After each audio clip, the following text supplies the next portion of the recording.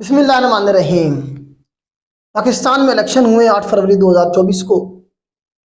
तो ये ज़रा हम डिस्कस करेंगे और पाकिस्तान की गवर्नमेंट का जो स्ट्रक्चर है वो भी थोड़ा सा हम डिस्कस करेंगे कि कमीशन कौन कौन से सवाल पूछ सकता है। तो ये जो इलेक्शन हुए हैं 16वीं नेशनल असेंबली के इलेक्शन हुए हैं। ये एक तो आपने इसकी डेट याद रखनी है, कौन सी डेट को हुए। 8 फरवरी 2024 को ये इलेक्शन हुए हैं। 9 अगस्त 2023 को जो असेंबली थी वो डिसॉल्व की गई थी। मियां मोहम्मद शहबाज शरीफ साहब जो साबका प्राइम मिनिस्टर थे उन्होंने असेंबली डिसॉल्व की 9 अगस्त 2023 को। ऑफिशियली 12 अगस्त को ये एंड होनी थी, लेकिन उससे ठीक 3 दिन पहले असेंबली को तोड़ दिया गया। टोटल जो रजिस्टर्ड वोट हैं हमारे पास इस वक्त 2024 के इलेक्शन के दौरान 128 मिलियन थे, जिसमें से 59 मिलियन जो थे वो फीमेल रजिस्टर्ड वोटर हैं और 69 मिलियन जो हैं वो मेल रजिस्टर्ड वोटर हैं। अब जो रिजल्ट आ रहे हैं इलेक्शंस के उनमें एक बहुत बड़ी तादाद में इंडिपेंडेंट जो हैं वो सबसे आगे जा रहे हैं। इंडिपेंडेंट ये वही है जो जिनके बैक पे पीटीआई का ठप्पा है। आपको बताया कि पीटीआई का जो इलेक्शन सिंबल था वो ले लिया गया था बल्ला। उसके बाद से उनके जो कैंडिडेट थे वो सारे के सारे आज़ाद हो गए थे। तो इस वक्त बहुत बड़ी तादाद में इंडिपेंडेंट जीत के आ रहे हैं। वैसे ये एक मुआजिज़ा ही मैं कह सकता हूँ इसे, कि एक ऐसी पार्टी जिसके ऊपर मुकम्मल क्रैकडाउन है पिछले 2 साल से, उन्हें इलेक्शन कैंपेन तक नहीं करने दी गई, उन्हें कोई बैनर तक लगाने नहीं दिया गया। उनका जब भी उन्होंने ऑनलाइन जलसा करने की कोशिश की तो वो जो शार्क है बुइरा अरब में उसने जाके वो जो इंटरनेट की तारें थी वो काट दी। इस तरह से जो है ना उनकी जो सेकंड लीडरशिप है वो भी रूपोश है। इमरान खान साहब तो वैसे ही जेल में हैं। तो इस तरह से आपको पता है उनके ऊपर जो केसेस चलाए गए इन कैमरा और उनमें जो सजाएं हुई उन्हें 30-35 साल की मेरे ख्याल से। तो उसके बावजूद भी पीटीआई के जो लोग थे उन्होंने अच्छा परफॉर्म किया और साबित किया और अपने आप को एक मजहमती पार्टी के तौर पे साबित किया। शायद इसी वजह से इन्हें वोट पड़े हैं।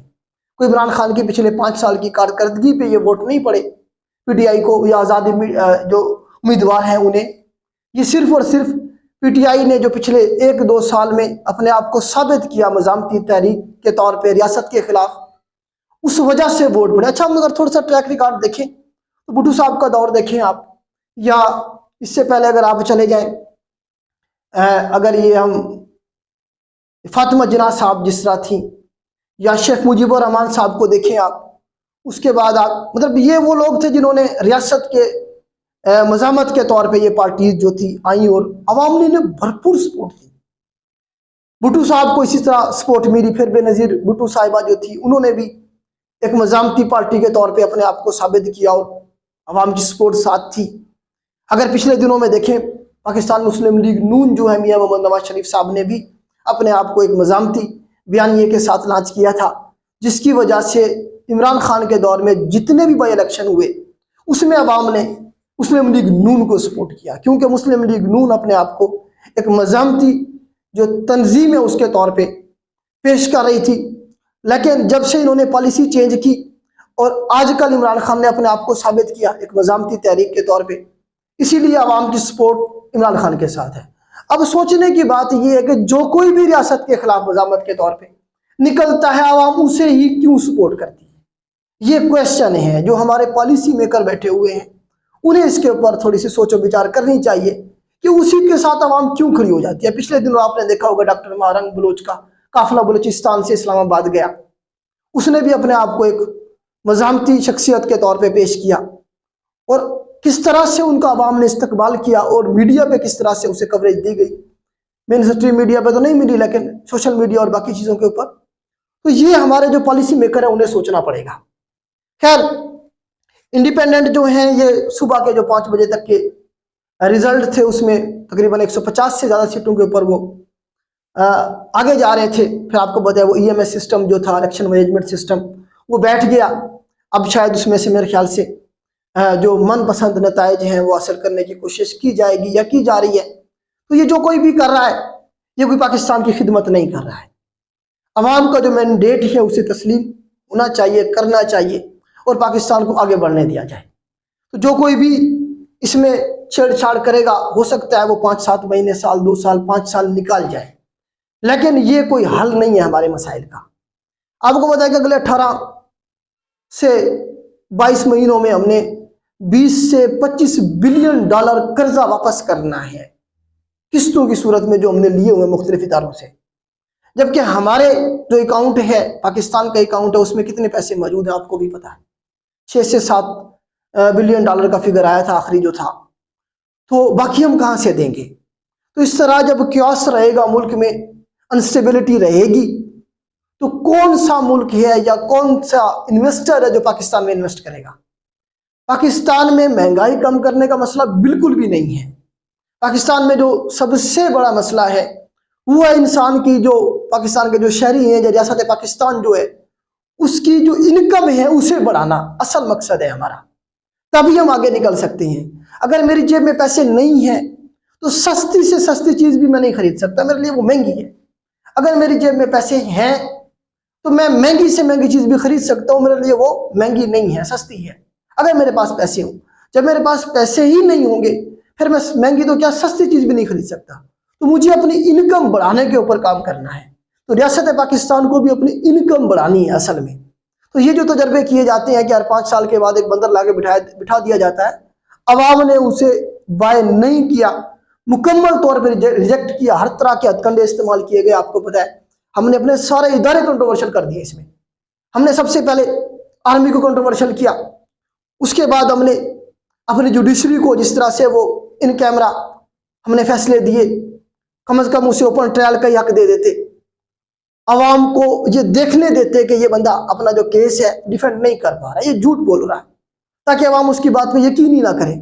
उसे छुप छुपा के, इवन 5 दफा तो रिपोर्ट हुआ कि वकील का हक भी नहीं दिया गया, सरकारी वकील दे दिया गया, उधर से भी सरकार इधर से भी सरकार। मतलब इस तरह की हरकतें करके आपने क्या हासिल किया? तो उसके बाद आप देखें पुलिस ने जिस तरह से लोगों को घरों से जाके उठाया, क्रैकडाउन किया, औरतों को भी नहीं छोड़ा। तो ये सारा मतलब हमने इलेक्शन कमीशन को कंट्रोवर्शियल किया, हमने अपनी पुलिस को कंट्रोवर्शियल किया, अदालतों को कंट्रोवर्शियल किया, आर्मी को हम पहले कंट्रोवर्शियल कर चुके थे। तो इस तरह की चीजें जो हमने की, उससे हमने मुल्क का क्या फायदा किया? हमने मुल्क का नुकसान ही किया। लॉन्ग टर्म में जाके हमें इसका पता चलेगा कि जो है ना हमने क्या किया अपने मुल्क के साथ। खैर, उम्मीद करते हैं कि हम अपनी माजी की गलतियों से सीखेंगे और पाकिस्तान को आगे जाने देंगे। हम पाकिस्तान की गवर्नमेंट का जो स्ट्रक्चर है थोड़ा सा वो डिस्कस कर लेते हैं। इसमें आप देखिए कमीशन के एग्जाम के हवाले से सवाल बनता है कि जो गवर्नमेंट ऑफ पाकिस्तान है, स्टेट ऑफ पाकिस्तान, उसके पिलर कितने हैं? तो बेसिक जो हमारे पिलर है बेटा 3 हैं, जिसमें हमारे पास सबसे पहले पार्लियामेंट है, जिसे हम लेजिस्लेटर भी कहते हैं। इसका काम होता है कानून साजी करना, मुल्क को चलाने के लिए रियासत के जो अमूर हैं उन्हें बेहतर तरीके से चलाने के लिए हम क्या करते हैं, हमारी पार्लियामेंट क्या करती है, लेजिस्लेशन करती है, कानून साजी करती है। तो पार्लियामेंट का काम क्या है? कानून साजी करना है। उसके बाद हमारे पास सेकंड नंबर पे जुडिशरी है, दूसरा पिलर जो है, जिसे हम इंटरप्रेटर भी कह देते हैं। क्या करती है? इंटरप्रेट करती है, जो कानून साजी हुई उसकी तशरीह करती है। आया कि वो कानून साजी जो की गई वो किसी इंसान के जो बुनियादी हकूक है उसके खिलाफ तो नहीं है। तो इसका काम क्या है? अदालतों का तशरीह करना है कानून की। उसके बाद चौथे नंबर पे हमारे पास एग्जेक्टिव है, एग्जेक्टिव में हमारे पास पीएम आ जाएगा, पीएम और उसकी कैबिनेट आ जाएगी। तो इसका काम है वो जो कानून साजी हुई उसकी इम्प्लीमेंटेशन करवाना, रियासत के जो अमूर हैं एग्जेक्टिव के उन्हें बेहतर तरीके से लेके चलना। इसके नीचे फिर पीएम के नीचे आपको बताया गया सूबाई लेवल पे देखें तो सीएम होंगे हमारे पास। इस तरह से पूरा एक स्ट्रक्चर है। तो 3 हमारे पास मेन पिलर हैं। अगर जब भी आपसे पूछा जाए रियासत के पिलर कितने हैं, ये 3 है। इसमें चौथा पिलर कहा जाता है प्रेस को। सवाल ये बनता है कि which of the following is called 4th pillar of the state. तो चौथा पिलर कहा जाता है नहीं है, यही 3 ही। तो वो भी कहा जाता है प्रेस को, याद रखिएगा। तो अभी जो इलेक्शन हुए बेटा, पार्लियामेंट के इलेक्शन हुए हैं, जरा थोड़ा सा मजीद इसकी डिटेल देखते हैं। तो हमारे जो पार्लियामेंट है बेटा 1973 के कानून के मुताबिक बाई कैमरल है। जो हमारे पास गवर्नमेंट का स्ट्रक्चर है वो पार्लियामेंट्री फॉर्म ऑफ गवर्नमेंट है। बाई कैमरल का मतलब ये है कि एक अपर हाउस होगा, एक लोअर हाउस होगा। इसमें हमारे पास क्या होगा? एक अपर हाउस होगा और एक क्या होगा हमारे पास? लोअर हाउस होगा। अपर हाउस को हम क्या कहते हैं बेटा? सेनेट कहते हैं, इसे हम सेनेट कहेंगे। इसके जो मेंबर्स हैं ये डायरेक्ट अवाम चूज नहीं करती, इसे डायरेक्ट अवाम नहीं चूज करती, इसके ऊपर मैं कभी बनाऊंगा कि किसकी जो इसे किस तरह से इसके जो मेंबर हैं वो चूज किए जाते हैं। तो अपर हाउस सेनेट इसके 100 मेंबर है इस वक्त। ये अगले महीने जब इलेक्शन हो जाएंगे इसके सेनेट के, तो उसके बाद 96 रह जाएंगे। तो हर सूबे से इक्वल रिप्रेजेंटेशन है, 23 लोग हैं, हर सूबे से 23 लोग होते हैं इसमें। तो इसमें जो है ना हमारा अपर हाउस सेनेट इसे हम कहेंगे। तो दूसरा जो हमारे पास बेटा इसमें हमारे पास हाउस है बाई कैमरल है ना, वो है हमारे पास नेशनल असेंबली। नेशनल असेंबली जो हमारी पार्लियामेंट है, जो मजलिस शूरा है, उसके आगे हमारे पास दो हाउसेज है, एक अपर हाउस एक लोअर हाउस। इसे हम नेशनल असेंबली को क्या कहते हैं बेटा, लोअर हाउस कहेंगे। तो अभी जो इलेक्शन हुए हैं वो नेशनल असेंबली के हुए, लोअर हाउस के हुए। इसमें टोटल जो सीट्स है हमारे पास नेशनल असेंबली की वो 336 है टोटल, जिसमें से जो हमारे पास 266 है ये जनरल सीट है, मतलब इनके ऊपर इलेक्शन हुए हैं, इन पे इलेक्शन होते हैं जनरल सीट जो 266 है। बाकी जो है हमारे पास इसमें 60 जो है ये वुमेन कोटा की है, मुख्तस कर दी जाती हैं, जो पार्टी ज्यादा वोट लेके आती है 5% से ज्यादा, उन्हें फिर परसेंटेज के हिसाब से दे दी जाती है। इसी तरह से 10 सीट है मिनोरिटीज की, ये जो हमारे पास क्रिश्चियंस हैं, हिंदू हैं, या फिर हमारे पास ये जो सिख हैं, इनके लिए 10 सीटें रखी गई अलग से, जो मिनोरिटीज हैं उनके लिए। तो टोटल इस तरह से हमारे पास 336 सीट है। पिछले जो हमारी असेंबली थी उसमें 342 थी, अभी तकरीबन ये देखें कि 6 सीटें कम की गई हैं।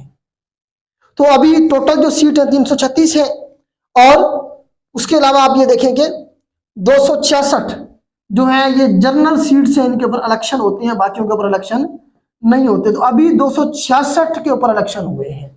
अब हुकूमत बनाने के लिए किसी भी गवर्नमेंट को कितनी सीटें चाहिए, 336 को तकसीम करें 2 के ऊपर, ये आंसर आएगा हमारे पास 1 1, और ये बनेगा जी हमारे पास 169।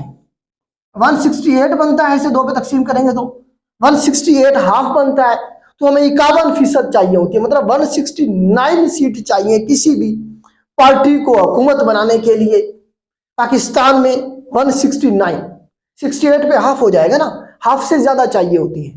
तो जो कोई भी 169 कम अज कम ये नंबर पूरा कर लेगा, वो क्या करेगा, अपनी गवर्नमेंट बनाएगा। ठीक हो गया। तो इस तरह से हमारे पास बेटा टोटल सीट्स कितनी है जिन पर इलेक्शन हो रहा है, 200। ये भी पूछा गया कि हमारे पास वुमेन की स्पेसिफाइड कितनी है और मिनोरिटीज की कितनी है, 10 है इस तरह से। तो अब ये इलेक्शन हुआ है, इसके बाद आप ये देखें कि जो कोई भी ये नंबर पूरा कर लेगा, तो वो जो है ना सबसे पहले जो होगा हमारे पास स्पीकर, उसका चुनाव किया जाएगा। तो जब स्पीकर इलेक्ट हो जाएगा उसके बाद फिर डिप्टी स्पीकर, क्योंकि आपको पता है स्पीकर जो होता है वो हमारे पास प्रेसिडेंट ऑफिसर होता है। जो भी जो है ना असेंबली का सेशन चल रहा होता है, उसमें काउंटिंग करवानी है या जो भी मामला होते हैं वो सारे के सारे प्रिजाइड कर रहा होता है कौन, स्पीकर जो होता है नेशनल असेंबली का। तो उसके बाद हमारे पास ये देखेंगे लीडर ऑफ द हाउस होगा। लीडर ऑफ द हाउस जो ये मेंबर पूरा किया होगा जिसने, जो अमूमन ये जो प्राइम मिनिस्टर होता है वो लीडर ऑफ द हाउस होता है। फिर एक लीडर ऑफ अपोजिशन होगा हमारे पास, तो वो अपोजिशन पार्टीज जो अपोजिशन के बेंच है उनमें जिसका सबसे ज्यादा नंबर होगा वो हमारे पास क्या होगा बेटा, लीडर ऑफ अपोजिशन होगा। तो इस तरह से जो है ना ये गवर्नमेंट का स्ट्रक्चर बनेगा इंशाल्लाह 2-3-4 दिनों में ये सारी चीजें क्लियर हो जाएगी। क्योंकि आजाद जो उम्मीदवार हैं या तो वो किसी पार्टी को ज्वाइन करेंगे, किसी ना किसी पार्टी को ज्वाइन करना पड़ेगा, या फिर वो जो फैसला है जो इलेक्शन कमीशन ने दिया हुआ है, जो अपील की हुई है, उसका कोई ना कोई फैसला आएगा। इस तरह से ये मामला चलेंगे। अब इसमें आप ये देखें कि हमने लीडर ऑफ हाउस भी डिस्कस कर लिया और हमने लीडर ऑफ अपोजिशन भी डिस्कस कर लिया, सीट्स की हमने डिवीजन भी डिस्कस कर लिया। अब इस पार्लियामेंट का काम क्या होता है, अब जरा देख लेते हैं। इस पार्लियामेंट का काम क्या, कानून साजी करना है। सबसे पहले हमारे पास इसमें जो कमेटी बनी होती है, आगे चले कमेटीज होती हैं, तो वो क्या करती हैं, वो एक ड्राफ्ट तैयार करती हैं। ड्राफ्ट तैयार करने के बाद जब वो असेंबली में मंजूरी के लिए पेश कर दिया जाएगा तो वो बिल हो जाएगा। जब उस पर वोटिंग हो जाएगी, वोटिंग होने के बाद वो अगर पास हो जाता है नेशनल असेंबली से, फिर वो जाता है सेनेट में, अपर हाउस में। वहां से भी अगर वो अप्रूव हो जाता है फिर वो प्रेसिडेंट के पास चला जाएगा, प्रेसिडेंट उस पर साइन करेगा। अब ये क्या बन जाएगा, हमारे पास एक्ट बन जाएगा। बिल जो था ये क्या हो गया, एक्ट हो गया मंजूरी के बाद। एक्ट के ऊपर जिस दिन उस पर इंप्लीमेंटेशन हो जाएगी, चाहे वो उसी वक्त हो जाए या उसके 2 दिन बाद हो, जब उस पर इंप्लीमेंटेशन हो जाएगी तो वो लॉ बन जाएगा। तो ला आपको बताया कि अब आपको समझ आ गया कि किस तरह से गवर्नमेंट जो है ये काम कर रही होती है। तो आज इसे हम यही रोकते हैं, कुछ थोड़ा सा मैंने आपको समझा दिया गवर्नमेंट का स्ट्रक्चर। नेक्स्ट लेक्चर में इंशाल्लाह ये डिटेल, तब तक ये सारे रिजल्ट भी आ जाएंगे, उसमें जो बाकी जो इसके अमूर हैं गवर्नमेंट के किस तरह से काम कर रहे होते हैं, तो किस तरह से चल रहे होते हैं, ये सारे इंशाल्लाह हम डिस्कस करेंगे। आज के लिए इतना ही, अल्लाह हाफ़िज़।